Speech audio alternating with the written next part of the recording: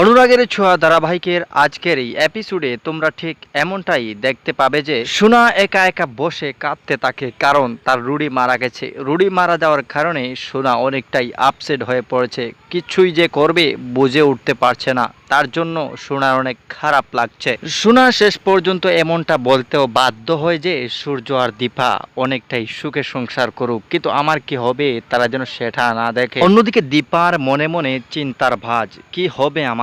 শকুন্তলা এবং রুডি মিলে যেই ষড়যন্ত্রটা করছে যে তারা সূর্যকে একেবারেই শেষ করে দিবে, সেটার কারণে দীপার অনেকটাই ঘুম হারাম। দীপার মতো করে অনেক সময় দেখা যায় যে মিশকাও খুব চিন্তায় আছে যে আমারও কি হবে।